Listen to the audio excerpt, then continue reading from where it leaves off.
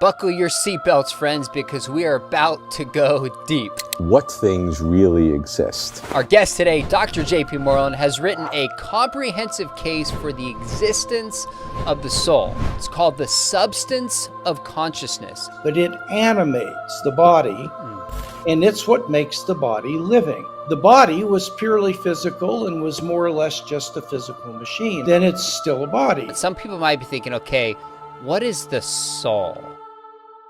JP, you ready to go, my friend? Well, Dr. McDowell, it's always a privilege to be with you. Thanks. Well, let's jump right in. Before we talk about your case for the soul, let's define some terms. What do you mean by substance dualism, and then what you call mere substance dualism? Well, historically, substance dualism meant that there is a soul and a body, and they are two different substances that causally interact with one another. So that would mean, for example, that my soul can cause my body to move if I will to raise my hand, or if my body gets stuck with a pin, I will feel a sensation of pain in my soul. Now, in contemporary terms, the notion of substance dualism has more or less given up the idea of the body being a substance in its own right. So I'm trying to capture that when I defend in this book with my colleague Brandon Rickabaugh what we call generic substance dualism, and that means the following: that I am an immaterial soul, I have a body, and the two are not the same thing, but are related to one another in some way. So I am a soul that has a body. The two are not the same thing, and they relate to one another in some way or other. And so that leaves the door open for several different versions of generic substance dualism to still be a part of the family, the bigger family. Gotcha. We won't go into some of those particulars that you do in the book, but at this stage, substance dualism is that a human being is both body and soul, and they interact in some fashion. For simplicity's sake, we'll keep it there. Now, I don't think there's a lot of questions about what people would mean by what is the body, but some people might be thinking, okay, what is the soul? Maybe explain what you mean by the soul so we have clarity on that. That's a very, very, very good question. There would be two views, and one view would be if you follow the thought of the early modern philosopher Descartes, and the other view would be if you follow the thought of Aristotle and Thomas Aquinas. So the first view is that the soul is an immaterial substance or thing. What I mean by substance is an individual particular thing. So the soul is an individual thing that has the properties of consciousness. And so the soul would be a particular individual reality that has the properties of having sensations and having thoughts and having beliefs of different kinds, perhaps having desires, and being able to exercise willpower to choose and act. So in that definition, the soul is what contains and unifies our consciousness. Now, the Aristotelian Thomistic view goes beyond that and says that the soul is an individual thing, or if you want, a substance or substance-like thing. So let's just say it's a particular individual reality that contains the properties and the powers of consciousness and the properties and powers of life. So the soul doesn't just contain consciousness, but it animates the body, and it's what makes the body living. For Descartes, the soul simply contains our powers of thought and feeling and so on. The body was purely physical and was more or less just a physical machine. And as long as the body was functioning, even if it was sustained by an artificial respirator of some kind, then it's still a body. It's still a physical object that's moving in various ways. But for Aquinas, the soul informs the body and gives it life. And what that means is, if the soul is no longer in the body, it's not a body any longer, it's a dead corpse. So it is the soul that is responsible for the life of the body on that view. So it's an immaterial, particular thing that either contains the powers and abilities of consciousness, or consciousness and the powers of life in animating a body. So on this view, death then is when the soul leaves the body and they're separated permanently. Yes, that's right. Okay. And there will be different tests for when that happens, but the metaphysical fact of death is when the soul leaves the body permanently. Okay. Super helpful. JP, you're like me. You talk with your hands and get excited. It's rocking the screen a little bit and tapping. So you're going to have to contain yourself for a minute. I love the excitement about the soul. Do your best is all I can ask. Okay, a couple more terms because we're going so deep. It's important that we define what is consciousness, what is it like, and how do we study it? Well, a simple definition would be consciousness is what you're aware of when you introspect. So imagine a person waking up from surgery and he's in the recovery room and that dude is out. And all of a sudden he starts feeling a throb in his knee. And then he has the thought, I think I'm home and I'm going to go to surgery today, because he's forgotten that he had surgery. And then, oh no, he has this belief. Wait a minute, I just had surgery and I'm recovering. And then he feels thirsty and he chooses to yell out, if anybody can hear my voice, would you please bring me something to drink? So what that person is regaining is consciousness. And consciousness involves things like sensations of pain or the taste of a lemon, a thought or a belief or a desire or an act of free choice. One thing that it seems conscious states have is that any state of consciousness, so you're having a state of a thought, or you're thinking about lunch, or perhaps you're feeling a desire for something cold to drink, or you're having a sensation of pain.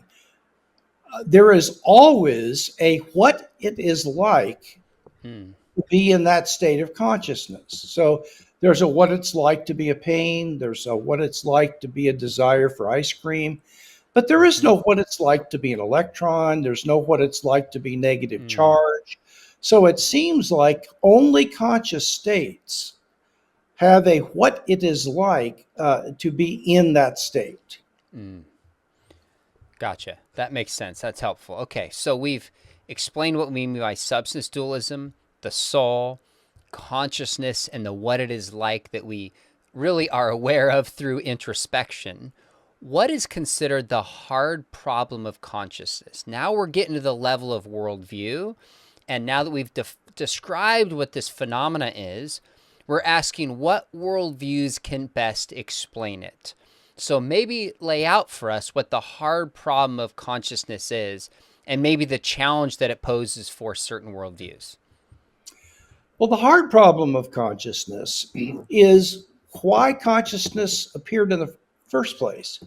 I mean, if you begin with matter in the Big Bang, and if you don't ask what caused it, the history of the universe is just a history of the rearrangement of matter according to the laws of chemistry and physics and so on. And so the history of the universe will be a history of matter forming larger, complex arrangements of atoms and molecules and so on. Now, all of a sudden, you get popping into existence something that has never existed before in the whole history of the universe, and that is sensations and thoughts and feelings and beliefs, conscious states. So the question is, how could there be such a thing as consciousness coming from brute matter, which doesn't even have the potential for consciousness? And why are certain states of consciousness correlated with certain states of the brain? So, for example, when a certain neuron called a C fiber fires in your brain, that is correlated with a sensation of pain. But why isn't that C fiber firing correlated with the taste of cherry pie?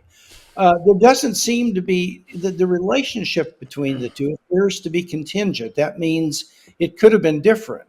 And that raises the question, which is the hard problem, not only why is there such a thing as consciousness to begin with, but why are the specific conscious brain correlations that way instead of some other way? So essentially, the hard problem of consciousness is, where does this phenomenon come from in a purely material world? It seems to be qualitatively different, not just quantitatively different. So it's a problem for worldviews in particular that tend to describe and explain the world through physical interaction. That seems to be the heart of it. Did I catch that? You absolutely did. I think the naturalist who believes that science and science alone tells us what's real will tend to reduce everything to things that exist that physics and chemistry study. Well, if that's true, then the existence of consciousness would be a case of getting something out of nothing. And you can't get something from nothing. And so it raises a real pressure problem on naturalists who don't want to believe there's anything but the physical universe. That's really helpful. We're going to get to some of these explanations and your critique of them and your positive case for the soul. But you have a pretty provocative statement in the book that I highlighted and I circled. And it didn't surprise me because I've known you for probably almost 3 decades now, which is pretty cool. Here's what you wrote in the book. You said, substance dualism, again, the idea that human beings are body and soul, substance dualism has not been tried and found wanting so much as it has been judged unacceptable and left untried. Explain what you mean and defend that statement.